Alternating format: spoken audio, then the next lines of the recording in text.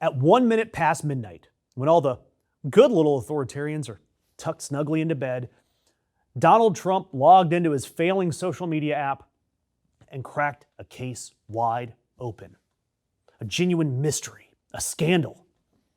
Gas, Donald Trump discovered, is expensive. And who could possibly be responsible for that? Was it the 4-month war that he started in the Middle East for no reason? The naval blockade that he ordered that choked off the busiest oil route in the planet? Nope. It was Exxon, obviously. It's always the last person or company that you suspect.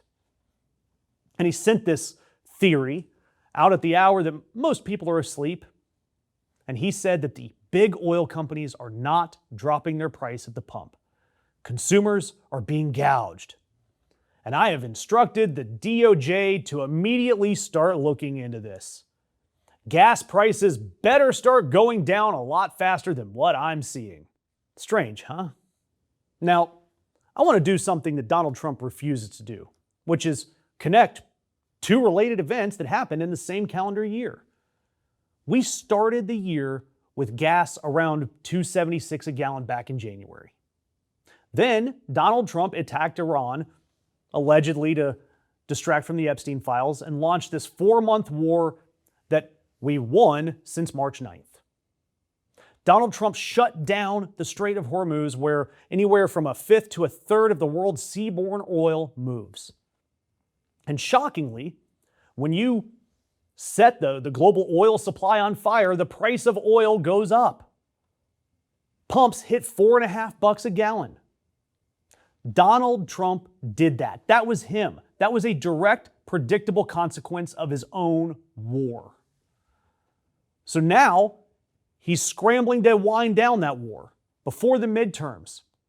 And yes, oil prices are finally falling. But for some reason, and Bernie Sanders pointed this out earlier in the year, gas at the pump isn't falling quite as fast as Donald Trump would want. And instead of saying, maybe bombing the Middle East has lingering side effects, instead, Donald Trump just points at the oil companies and sicks the Justice Department on them. Jesus, the gall on this guy to send the bad guys after the bad guys. And this part is sad. It's genuinely sad because the oil industry itself is like the closest thing we have to supervillains on this planet. And they had to come out and explain basic economics to the President of the United States, the same way that Bernie Sanders had to a few months ago. And this comes from the American Petroleum Institute, the lobbying arm for big oil, the people who have never once in history said a discouraging word about their own profits.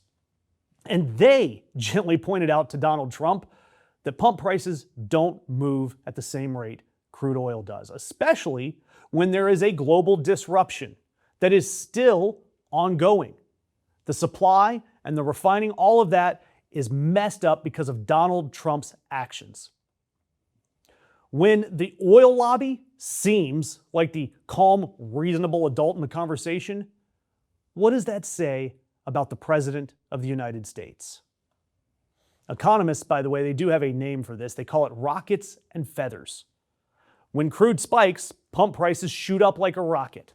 And yet when it falls, pump prices drift down slow like a feather. It's been true for decades. It's not some conspiracy. It's just how the oil industry, though it sucks, it's just how it works.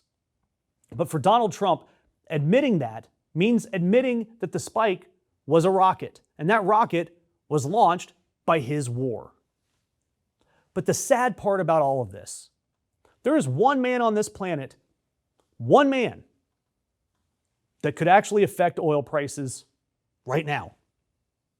Right now, if he wanted to, if Trump really wanted to bring down gas prices, all he has to do is make sure the Strait of Hormuz goes back to being open, the way it was before he started bombing Iran. In other words, all Donald Trump has to do is fix the problem he created. And by the way, don't skip past the scariest 3 letters in that post. DOJ. Donald Trump is once again casually ordering the Justice Department to launch an investigation into whoever made him look bad this week. This is the same Justice Department that has bled out over 10,000 lawyers under Donald Trump. The same DOJ that he treats like his personal goon squad. Gas goes up, sick the DOJ on him. A congressman launches an investigation, sick the DOJ on him. A governor defies you publicly, sick the DOJ on him. Reporter not nice, right to jail. You undercook the fish, believe it or not, jail. You overcook chicken, also jail. Little Parks and Rec joke there for you. And yes, we know exactly who caused this, and it's the same person who can fix it. And that's why I'm going to ask you to subscribe so that we can keep doing the one thing that Donald Trump will not do, which is simply remembering what happened last month. Frankly, someone around here has to.